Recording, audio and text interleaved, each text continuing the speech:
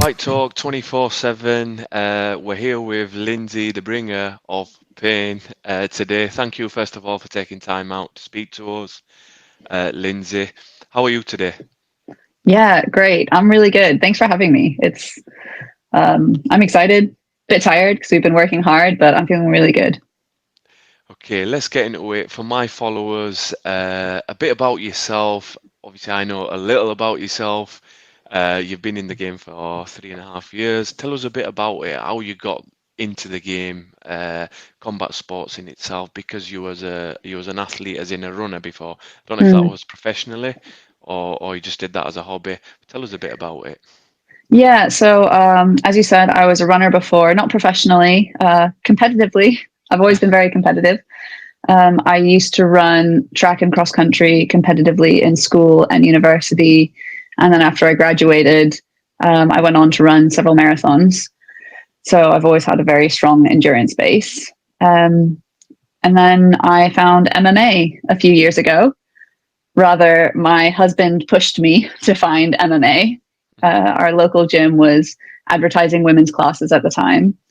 And my husband saw the advertisement and was like, "Oh my gosh, Lindsey, you have to do it. You'd love it. You'd be so good at it." Not really understanding the sport at the time. I was asking him questions about it. He was explaining it to me, showing me some clips, and I thought, I couldn't do that. There's like no way. But eventually I gave it a go, and he was right. I love it, and I'm pretty good at it. It's gone really well. Yeah, to say, I always say this to the younger guys that I interview or people coming up, I say, "So you're a baby in the game, right?" And for you to have 3.5 years of experience and then being signed up by Aries, biggest promotion in France, you've got the international limelight on yourself. Hmm. For it's your second fight, right? A pro My fight, second pro fight, yes, yeah, pro fight. that's So right. that is a massive achievement in itself. Yeah. So you've said 3.5 years in the game.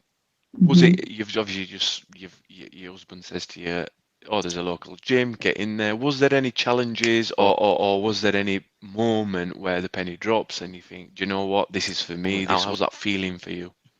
Sure. Yeah. There were lots of moments along the way, but I would say, funny enough, when I first thought to myself, and I didn't share with anyone else at this point, but when I first thought to myself that this is what I want to do, it was, let's see, I'd been training for about a year, Hmm. and my husband, we'd started watching like different MMA movies and things. And we watched the movie Warrior, Hmm. and I Is that watched where the that. two Yeah, brothers with are the in two it? brothers. Yeah, Yeah. yeah. Okay. And it's really cheesy. And I watched that movie, and I was so amped up, and I was loving training so much at that time. I never really thought that I could do it competitively or be a fighter. But I saw that and I thought, oh my gosh, I want to do this. I was so fired up. And then the very next day, my coach spoke with me and said, "Hey, you're doing really well. I think you should try out some interclubs." So I hadn't even had any interclubs at that point, but he said that he thought that I do really well. And those two things back to back in my head, it was like, yes, this is it. I'm going to go for it, and I'm going to give it everything I have. And from that time forward, I've only really amped up my training little by little. And it's just gone on from there. Yeah, because you have a lot of people that say, "Oh, I write it down. I had this vision," and you've just Hmm. come in and you're smashing all the doors down. You're like, "Yeah, you watch this movie. You went the next Hmm. day. Your coach says, "Oh, why are you trying a club?" A few years later, you're a pro fighter. So Yeah. that's No time to waste. yeah, that's a massive thing in itself, especially being a woman, and the world that we live in. Like I said off camera to you there, I've got a 5-year-old girl. She absolutely Hmm. loves it. I'm like, she said, "Can I be a Thai boxer?" I'm like, "No, I don't want you to hurt yourself. You could train and BJJ and all the rest of it, but you need to be my princess for as long as possible." So, so how does that feel for you in the UK setting for women, first of all, and then in general, you can do anything you put your mind to. Have you ever thought about that, or is that something that you think about that Yeah. people will look at you and like, especially young girls, they'll be like, "Oh, whoa, I can do that one day." Yeah, it's an absolute privilege, and it's really surreal for me that I'm that person. When I stopped and looked around and suddenly realized that I was the girl that other women were looking up to, and looking at me as an inspiration and saying, "Wow, she's doing that. I can do this." When I fought for my title as an amateur, the amateur strawweight title for BMF, that was a real turning point for me in this sense of realizing the role that I get to play, even in a small way. I was the very first female champion of BMF. And that in itself was very exciting because it was like history in the making. They'd never had a female champion up to that point, and I got to be the first one, which was in itself very exciting. And on that night, there were two things that happened that really sat with me. There was a girl who I think was maybe 11 or 12, and she watched my fight. She watched all of the fights that night, and then she saw mine, and I was the co-main event. And she said to the lady next to her, "I want to do that. I want to do what she does," and came back and met me in the corner room afterwards. And the fact that she'd seen all of these other fights, but it wasn't until she watched our fight that something clicked in her head. It just reminded me how much representation matters.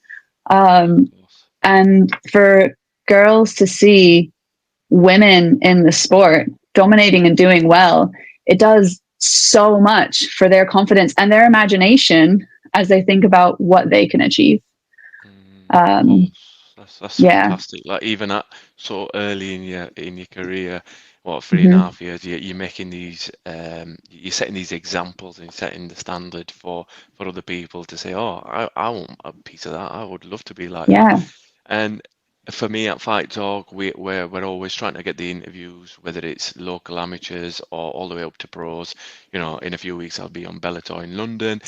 But the thing for me was always setting that example to say, if you want to do something, you can achieve it. And that's what I love to get out of the fighters to say. And that's why I asked you that question, because that's phenomenal to say you're doing that at this early stage of your career. So at home, I see your Instagram page with your husband. How's that? Because you're a mother, you're a wife, you're a pro fighter. How does all that add together, and how does it? Because obviously it'll have its advantages, disadvantages. You know, you want to train, you're really tired, exhausted. How's that? Tell us a bit about that. Yeah, it's difficult. It has great bits and very hard bits. I'm very fortunate that my husband is just wildly supportive of what I do. More than that, he's not just supportive, he's the one who's pushed and encouraged me to do this from the beginning. So I think when I decided to really go for it, I thought for the sport, I'm not young. So if I'm going to go for it, I really have to give it everything and do it now, and see what I can make of it. But it was a decision we made together, because the reality is people say that MMA is a selfish sport, and they're not wrong.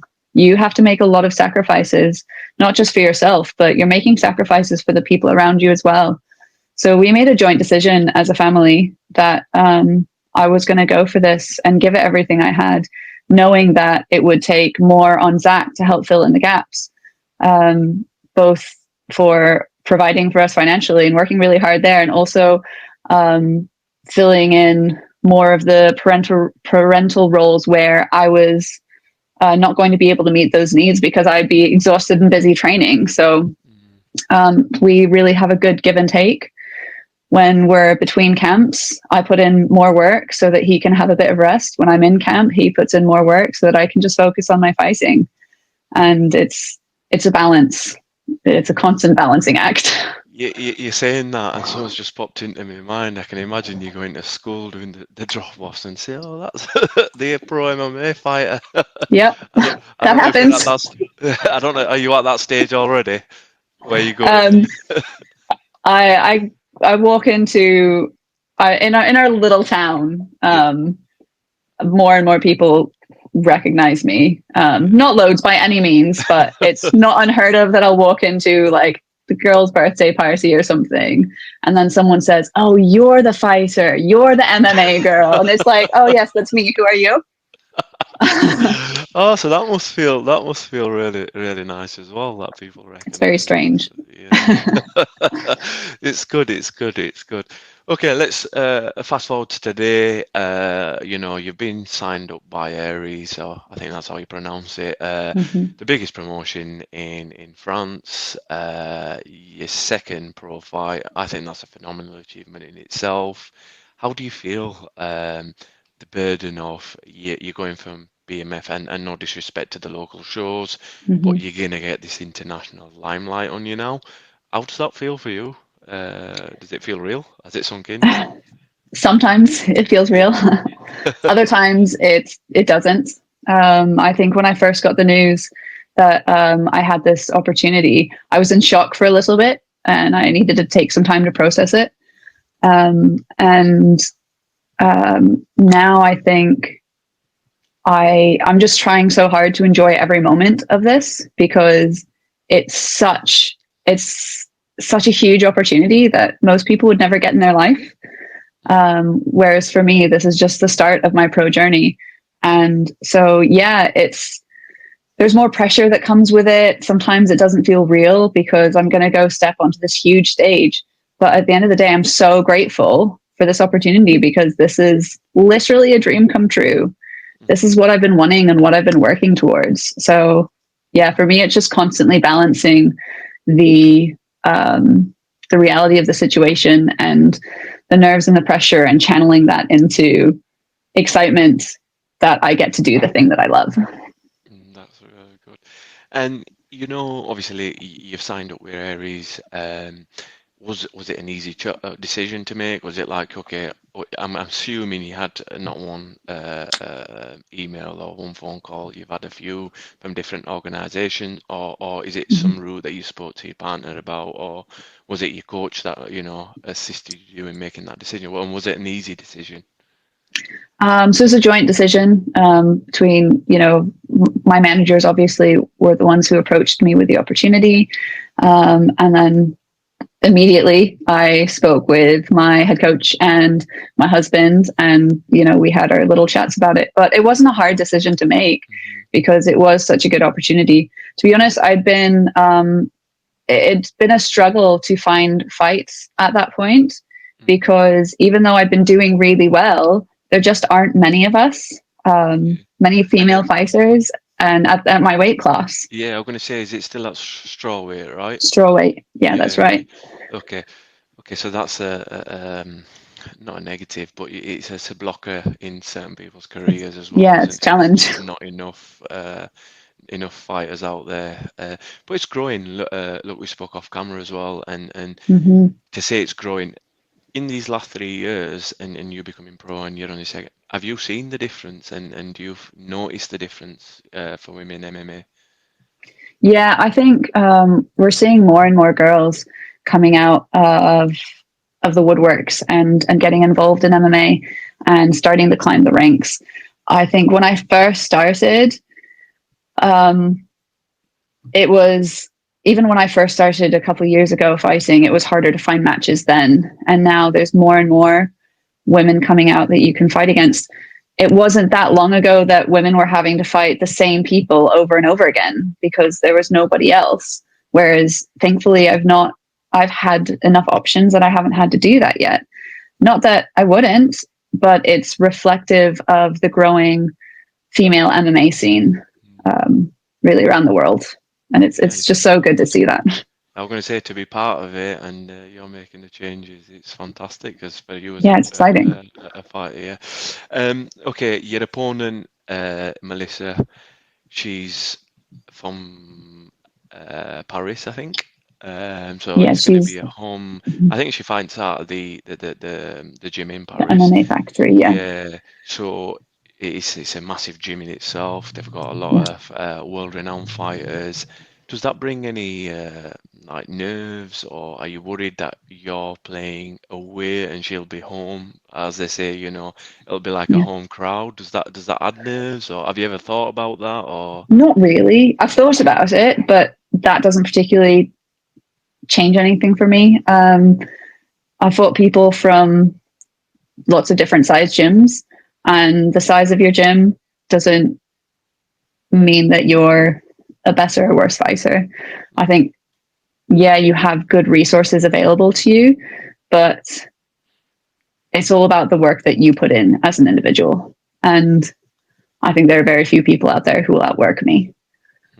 Mm. As far as it being a home fight for her, that doesn't really matter to me either. I used to live in Belgium. I used to live in the States. I've lived all over the place, so Mm-hmm. I'm home everywhere. You Yeah. know, I speak some French, Yeah. and I don't really care if the crowd is cheering for me or for her, because I've said this before and I'll say it again. It's not between me and them. Yeah. I do this It's for only me. two people. Yeah. Yeah. Two people in the cage. Do you have any predictions? We're going to make a big statement for sure. She's had some strong finishes and some strong fights. And as you said, she's on her home territory, which is going to make it an even bigger, better statement when I win. Mm-hmm. Um, I look for the finishes. Yeah. If you pay much attention to my amateur record, and my pro debut was awfully close to a finish, I Mm-hmm. look for and I find finishes. And I'll be looking to do the same with her. Okay, and we don't want to look past the fight, but aspirations, setting yourself goals, what's next for you, and what would you like to achieve in the, let's say, the next year or so? So I've got a multi-fight contract with Aries. So my next 4 fights are with them. So that will cover me for the next, year or so. After that, um, I'm dreaming of bigger stages still. Mm-hmm. I'd love to have an opportunity to fight one day on UFC or one championship, depending on weight classes and what direction we decide to go with that in the long run. Um, yeah, as it stands, though, I'm very much blinders on Yeah, for this, yeah. just what's right in front of me right now. Well, look, Famos, obviously, good luck for the fight. We know you do well. You're going to do well, and hopefully for your career, you achieve all your dreams, and you Thank meet you. all them goals and targets that you've set yourself. A bit about yourself, something that we would never imagine. We know that you're a runner. We know you're a pro fighter. Something that the guys wouldn't really, I don't know, a hobby that you've got, Oh gosh. or something. What? Tell us a bit about it. Oh man, that's such a tough one because my life is MMA now and it has been for such a long time. Um, I would say a lot of people don't know that I used to live in Belgium. I used to work for a charity there called Convoy of Hope, and we did disaster response and community development. Um, I don't know Is if that that's particularly funny or no? That's interesting, but that's interesting, of course. yeah. And is that wherever there was an incident around the world? I'm assuming you'd be there helping out on the ground. So we had specific teams who would go do the disaster relief bit of it. Hmm. I worked more locally.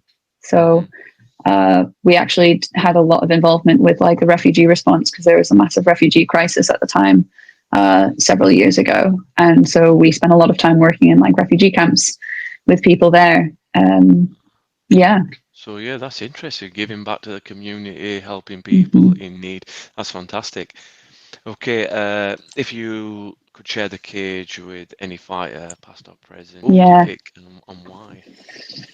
Um, do you know what? My two favorite fighters are, I think, among my top two are Angela Lee and Rose Namajunas, both of whom have fought in my weight class at different times. Angela Lee is now retired, but she's getting back into the BJJ game. So I'd love to share the cage with her one day. That would be a dream. And then Rose Namajunas as well, although I believe she's gone up a weight class now, so I don't see that happening. But yeah, I think those would be like, if I got to share the cage with them one day, that would be a dream. Yeah, I can imagine. I can imagine. Um, women's MMA, yeah, we've spoke about that. You as a figure in the community, we always obviously like to give back to community. Have you got any words for the people out there? It might be some young girl, it might be a fan, it might be a follower. Just tell them something, a message, about following the dreams, anything like that from yourself, Lindsay.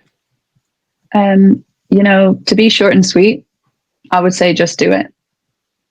I think too many people, they have their dreams and there's 100 different reasons not to pursue them. We're unsure, we're not confident, we don't know if it's going to work out, and it might not work out. But I read a book this year called Grit, and it talks about like the grit and resilience that stands out or separates the people who make it far in their field and those who don't. And it comes down to resilience, but also passion. And the only way to discover your passion is to just try things. And you just have to do it and be okay with not being good at it at first. You got to be okay with that and then get over it and do it. You don't go to the gym. You don't get fit to go to the gym. You go to the gym to get fit. And so I think if you have a passion, just try it. Yeah. It might be like the best decision of your life. Yeah, of course, of course. And a word for your sponsors, the people, your family, your husband, all of that. Have you got Yes. any words for them?